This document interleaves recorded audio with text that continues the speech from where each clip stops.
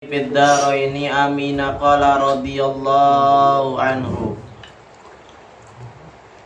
Wa alaika, dan hendaklah bagimu, bitahammuli, bersabar, la siyama minas sufahai, terlebih lagi dari orang yang bodoh. Qala Isa bin Maryam alaihi salatu wassalam, ihtamilu, bersabarlah kalian, minas safihi, dari orang yang bodoh, wahidatan, sekali, kai turabbihu ashron, agar engkau beruntung 10 kali. Sabar sama orang bodoh, insya Allah 10 kali dibalas. Sama kayak sodako kan, satu minimal dibalas itu 10, bahkan bisa sampai 700 kali lipat.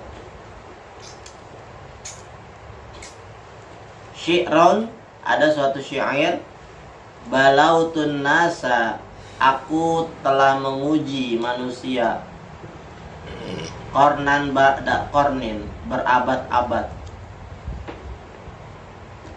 falam ara ghaira khattalin, maka terus menerus aku jengkel. Khattalin itu jengkel, maka terus menerus aku merasa jengkel.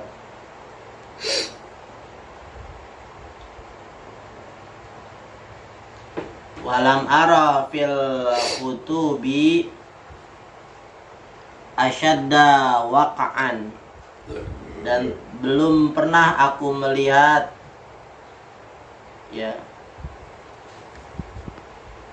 sesuatu yang lebih parah, as'aba, atau yang lebih sulit,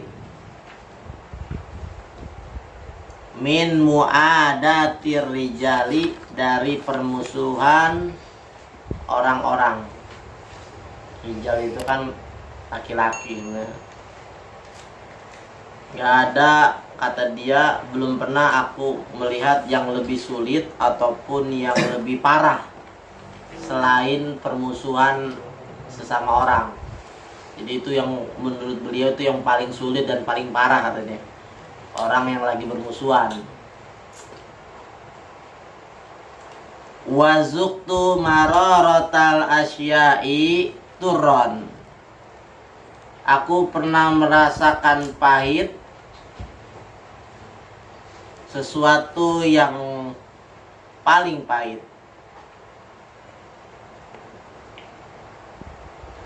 Wa mazuktu amara minas su'ali, dan tidaklah aku merasakan lebih pahit daripada pahitnya meminta. Jadi katanya, aku pernah merasakan sesuatu yang pahit, tapi nggak ada yang lebih pahit lagi selain aku meminta padahal aku lagi butuh gitu. Itu yang pahit yang paling dia rasain. Gimana rasanya ketika kita lagi lapar, butuh duit, kita meminta sama orang tentang kebutuhan kita. Nah, minta ketika lagi butuh itulah yang kata beliau itu yang paling pahit dalam hidup. Ya. Kenapa? Karena ada ketergantungan sama orang gitu. Apakah orang ini ngasih atau enggak? Gitu kan? Sehingga ketika kita meminta karena kita lagi butuh dan butuh persetujuan dari dia, nah itu yang bikin, katanya itu yang paling pahit yang dia rasain. Ya kan? Paling gak enak itu adalah digantung sama orang. Emang digantung sama orang. Kita ngutangin duit sama orang, ya, terus kita nagih. Emang kita lagi butuh. Coba lah, kadang-kadang galakan siapa itu. Ya, kita lagi butuh nih, datangin, Anda lagi butuh nih buat anak Anda nih pendaftaran sekolah. Kayak nggak ngerti aja lu ya gitu. Nah, ini kata ulama yang paling pahit itu begitu tuh katanya. Meminta sesuatu yang menjadi kebutuhan dan ya itu harus bergantung kepada orang lain. Ya, benar-benar pahit katanya. Wa iyaka, dan hindarilah olehmu, wa antazuna bil mu'mini su'an, berprasangka kepada orang mukmin yang buruk. Hindari. Fa innahu mansaul adawati, karena sesungguhnya itu pemicu dari permusuhan.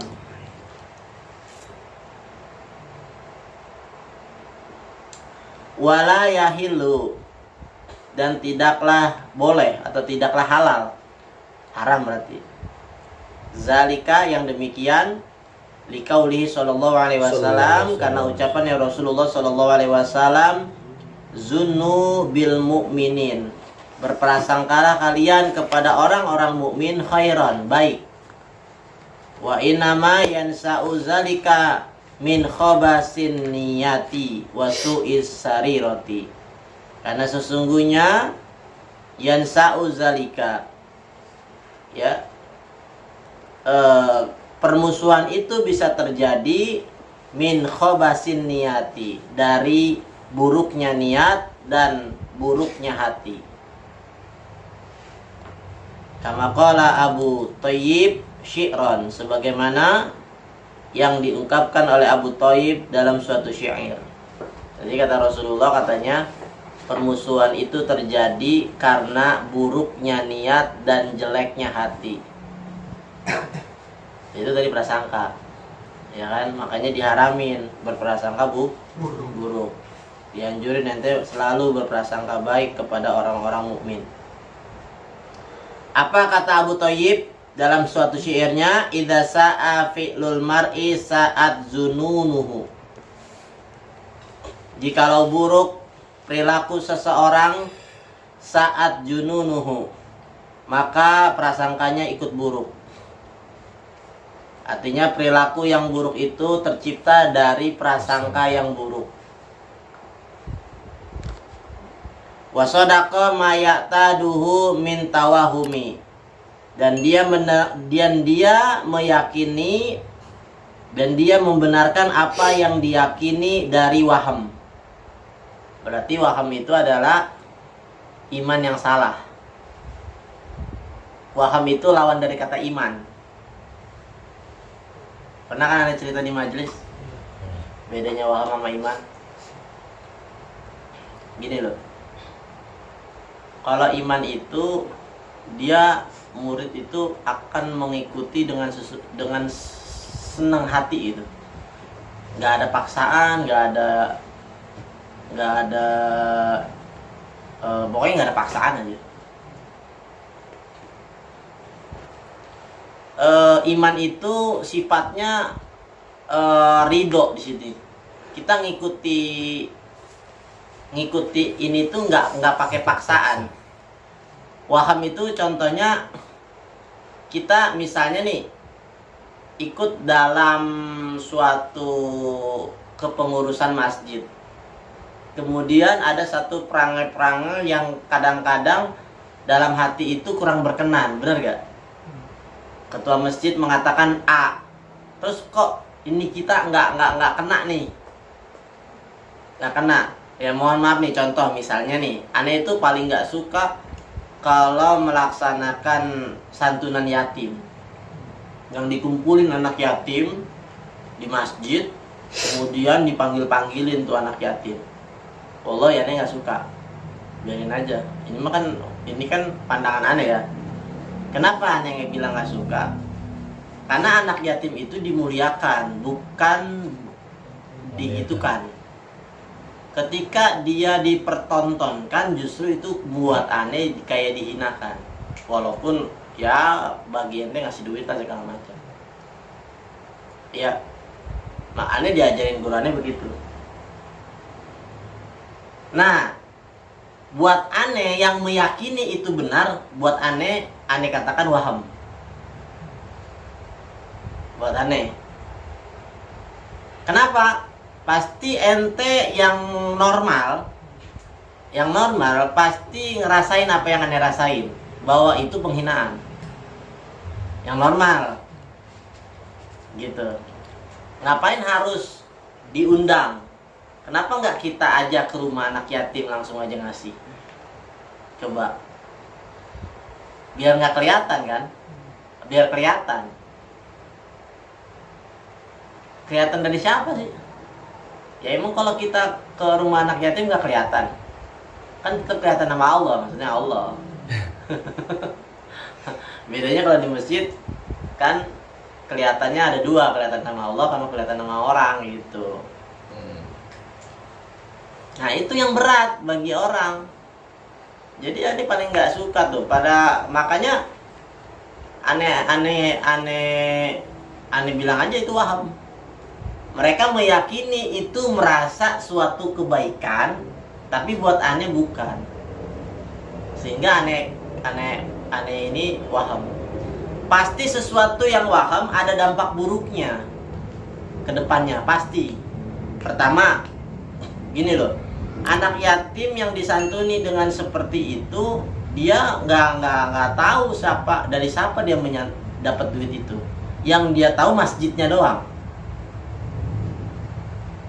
Kalau ente meyatuni anak yatim dengan langsung ke rumah, anak yatim akan mengingat ente. Dapatlah ente doa dari anak yatim, yaitu diingat selalu oleh anak yatim itu. Ya, coba ente tanya sekali-kali anak yatim, lebih ingat mana orang yang datang ke dia atau dia datang ke masjid? Ingat gak orang-orang yang di masjid tadi? Nggak tahu, yang penting gue dapet amplop. Tapi kalau ente datang ke rumahnya, ente kan dikenal. Itulah doanya yang diharapin. Bukan doa digini-giniin. Apa? Ya memang ngikutin sabda Rasul, apa namanya? Diusap kepalanya. Wow. Usap kepalanya. Ya kan? Ente akan dapat keberkahan sebanyak rambut yang tumbuh di anak yatim itu. Kalau botak gimana Pak Ustadz? Kayak gitu. Ya, ente akan lebih dapat doa dari anak yatim, lebih berkah hidup ente. Karena ente langsung dapat doa langsung dari dia, karena ente langsung ketemu sama dia dan ente muliakan dia. Karena memang dia wajib dimuliakan. Datengin ke rumahnya, ngasih. Itu lebih terhormat dibanding dia diundang, dipertontonkan, dilihat sama orang banyak. Emang nggak malu dia? Malu. Cuma karena dia masih kecil aja, coba udah gede, malu lah. Ya, malu sama malu gitu. Ya, walaupun itu duit, tapi tetap malu. Kalau misalnya dia nanti udah banyak duit juga nggak bakalan mau dia. Karena dia nggak ada duit aja. Ya, kenapa? Karena caranya yang salah. Nah itu yang membuat aneh. Contoh waham lah kayak gitu. Ya, banyak lah contoh-contoh yang lain yang kadang-kadang orang mengklaim ini benar, padahal salah. Berapa banyak sekarang remaja yang nggak bisa baca Quran? Kenapa? Karena dia sibuk sama wahamnya dia. Dia menjadi pecinta sholawat, seolah-olah dia mencintai Rasulullah, padahal dia bodoh. Baca Quran nggak bisa, hukum fikih nggak bisa, tauhid nggak bisa, apalagi nahu sorof apalagi. Tapi dia dibumbui sama alunan-alunan sholawat yang makin banyak lantunannya, tapi dia bodoh masalah yang wajib. Yang wajib kita kan sholat. Lah Fatihah ente kalau salah gimana? Gitu. Ya yang penting nanti ada syafaat dari Rasulullah. Ya kalau Rasulullah kenal sama ente, apakah begitu cinta sama Rasulullah? Ya kan? Aneh dengan kondisi kayak gini justru aneh lagi mencoba menghidupkan ilmu Rasulullah. Warisan. Ya buat aneh, keyakinan aneh ini menghidupkan ilmu Rasulullah. Keyakinan dia itu menghidupkan Rasulullah. Ya kita adu aja. Itu waham, itu apa? Aneh meyakini ini iman, aneh meyakini itu waham. Ya, tapi bukan aneh anti sholawat. ya Anda juga bersolawat, ada masanya. Ya kan nggak harus semuanya selawat terus. Kenapa hidup ente nggak diisi dengan solawat dan taklim gitu? Dua, nggak cuma solawat, taklim kagak gitu. Yang salah kan di situ, ya kan? Nah makanya banyak remaja sekarang jago dia solawatan, tapi fatihahnya hancur babak belur. Kenapa? Baca Qurannya kagak bener, solawat ditinggiin. Ya, ini perlu ditekankan nih ya, maksudnya aneh bukan jangan sampai ada arti pembahasan aneh bilang kayak gini seolah-olah benci sholawat gitu. Sama benci sholawat ya, aneh juga butuh syafaat. Cuman cara ente mencintai Rasulullah apakah benar seperti itu? Ya, kalau aneh yakin kalau Rasulullah masih ada nangis ngelihat umatnya begitu, ya. Karena yang diwariskan Rasulullah Quran dan Sunnah. Yang harus saya pelajari ya Quran dan Sunnahnya gitu. Sholawat mah bonus lah, bonus. Dia mah bisa nih ketika kita lagi di motor sholawat, dapat kita.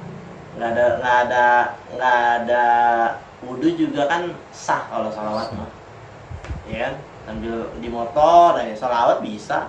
Anda dari sini sampai kantor sejam lumayan sholawatan, ya. Apakah aneh ngomong kayak gini dibilang kagak anti sholawat ya? Aneh mana tahu kalau aneh lagi bersolawat misalnya lagi di motor segala macam. Gitu. Nah ini maksudnya jangan sampai ke situ. Ya ini kita memang perang antara iman sama waham. Ya kita memang lagi di perangnya sama waham. Sesuatu yang sifatnya baik, tapi kok ada unsur-unsur setannya gitu di dalamnya. Sehingga orang terjebak ke dalam itu, ya, meyakini dengan sepenuh hati, padahal itu waham. Hati-hati, nanti ada masanya hancur. Kalau waham itu nggak benar, ya, kayak orang mengikuti ulama yang buruk, ada masanya hancur. Misalnya nih, pengikutnya Gus Samsudin coba, sekarang nih yang dirasain apa sih? Ya, pengikutnya dia gimana? Setelah tahu ternyata gurunya cuma trik sulap ataupun nipu, ya coba sekarang posisinya dia di mana? Kan waham, selama ini dia waham ada masanya lah pokoknya, ada masanya dibongkar gitu. Tapi kalau iman mah nggak bakalan ada masanya. Dari dulu sampai sekarang ya Habib Rizik ya udah begitu, nggak berubah. Tapi ada ulama-ulama yang karbitan, ya kan, ada masanya begini berkoar-koar, habis itu mendem dia. Kenapa? Karena ditangkap polisi. Dia mendem habis itu hilang. Nah itu waham. Ya berarti ada muatan-muatan lain nih. Orang kalau udah muatan dakwah di sini, ya biar dia ditangkap polisi keluar lagi, ya dakwah lagi. Dia mau mati di penjara juga dia siap aja, namanya dakwah gitu. Tapi kalau dia sifatnya waham, ditangkap nangis, ya kan? Nangis minta tolong, ya kan itu sifat orang munafik begitu. Ada di kitab apa kemarin tuh Usfuriyah, ya, ditangkap. Yang orang beriman mah yakin walaupun dipenggal palanya tetap dia ngomong la ilaha illallah Muhammadur Rasulullah, padahal palanya udah buntung. Orang munafik, oh jangan. Ya, aku ikut dengan murajaatnya. Waduh, munafik dasar bilang katanya. Sadisnya katanya ada yang bisikin, Raja, dia aja berani ngianatin temennya nih. Nanti pasti bakal mengkhianati kamu nih. Wah, mau dipenggal juga ternyata orang munafik. Mati dalam ya karena mati juga, cuma matinya kafir ya. Yang satunya tetap beriman. Nah ini makanya ujiannya memang orang beriman itu ya tentang mati. Kalau orang udah di ujung dalam kematian, biasa keluar perangai aslinya. Ya, kalau benar dia beriman nggak bergoyang tuh, dia tetap aja walaupun dia dalam posisi kayak gitu mati ya mati. Tapi kalau dia munafik keluar tuh perangai, jangan, ya, tapi matiin juga. Ya, nauzubillah. Wallahu a'lam. Bismillah. Ya Rabbi bil Mustafa qadri maqasidana Akhir lana amana ya wasi'al karami Antal habibul ladzi turja syafa'atuhu min kulli hawli minal ahwalil mutami Ya Allah biha ya Allah biha ya Allah bi husnil khatimah Ya Allah biha ya Allah biha ya Allah bi husnil khatimah Ya Allah biha ya Allah biha ya Allah bi husnil khatimah Allahumma salli wa sallim wa barik